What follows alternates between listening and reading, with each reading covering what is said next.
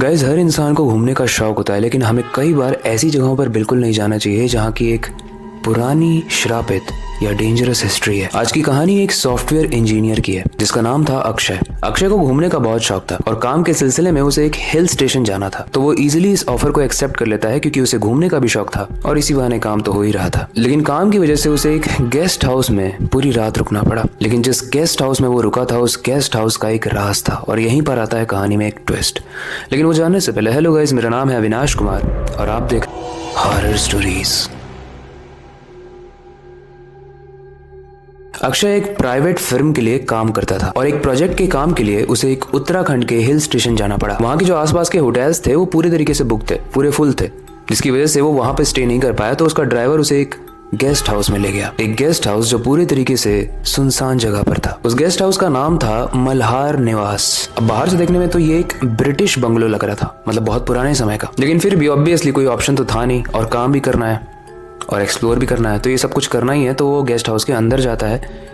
एक पुरानी बुढ़िया होती है जो उस गेस्ट हाउस की ओनर होती है, वो उसका वेलकम करती है। लेकिन वेलकम करते हुए वो एक लाइन बोलती है। वो कहती है कि एक रात यहाँ गुजार लो बेटा, लेकिन अपने कमरे के अंदर ही रहना, कोई आवाज आए तो दरवाजा मत खोलना। अक्षय ने सोचा कि आई गेस इनकी एज काफी ज्यादा है तो थोड़ी सठियाई हुई है, तो इस चीज को इग्नोर करके अंदर चला जाता है। अक्षय अपने कमरे में जाता है तो वो ये ऑब्जर्व करता है कि कमरा काफी पुराना है, जो कि ऑब्वियसली जस्टिफाइड था क्योंकि वो होटल, गेस्ट हाउस या महल जो भी कह लो, वो पुराना ही लग रहा था। लेकिन दरवाजे के कोने में इतने अजीब तरीके की जंग लगी थी जो खून जैसी प्रतीत हो रही थी। मतलब आई डोंट नो कि वो जंग थी या नहीं, ऐसा अक्षय सोचता है। लेकिन स्ट्रेंज बात यह है कि उसकी वॉल्स पर इस तरीके के निशान थे जैसे कोई नाखून से वहां स्क्रैच कर रहा हो। लेकिन अक्षय ने अपने आप को समझाया कि शायद ये भी हो सकता है कि ये पुराना है, इसलिए यहाँ पे निशान है इस तरीके के, और वो नॉर्मल स्पेंड करने लगा वहां पर। लेकिन रात के 12 बजते ही उसके कमरे के बाहर से फुट स्टेप्स की आवाज आई। वो फुट स्टेप्स की आवाज पहले तो दूर से आ रही थी, लेकिन धीरे धीरे वो उसके कमरे के पास आ रही थी और जैसे जैसे वो उस कमरे के पास आ रही थी,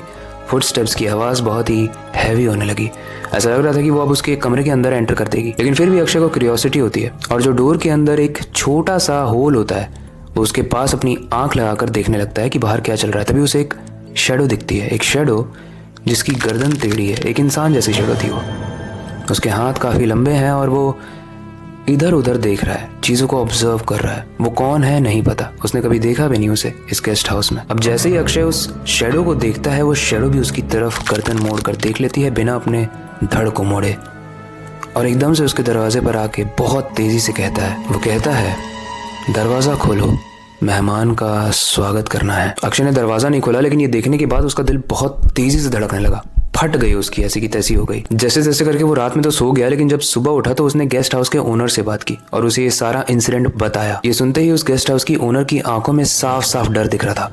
तो वो कहती है, मल्हार निवास में जो भी इंसान रुका वो कभी भी वापस नहीं गया। ये घर उन लोगों का है जो यहाँ पर मर चुके हैं।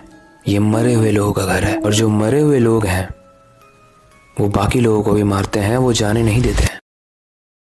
अक्षय फिर उनकी बात समझ नहीं पा रहा था कि स्टार्टिंग में तो ये बुढ़िया थोड़ी बेवकूफ़ और अनसाउंड लगी रही थी और अब ये और ज़्यादा अजीब बात कर रही है। तो उसे लगता है कि ये सिर्फ एक कहानी होगी। लेकिन उस दिन उसने एक अजीब सी बात नोटिस की। उसने गेस्ट हाउस में एक फोटो फ्रेम लगी हुई देखी लिविंग रूम में, जिसमें एक इंसान था जो उस एग्जैक्टली उस शैडो की तरह दिख रहा था जो उसने उस होल से देखा था। और उस फोटो के नीचे कैप्शन में लिखा हुआ था, मल्हार निवास का पहला मेहमान राजवीर 1923। गाइस, अक्षय समझ चुका था कि वो इस घर में एक गेस्ट बन के नहीं आया है, बल्कि उस मरे हुए लोगों की काउंटिंग बढ़ाने आया है, खुद भी उसमें शामिल होके, और उसे जल्दी से वहां से निकलना चाहिए क्योंकि अभी तक उसमें 19 लोग मरे थे और 19 फोटो फ्रेम लगे हुए थे।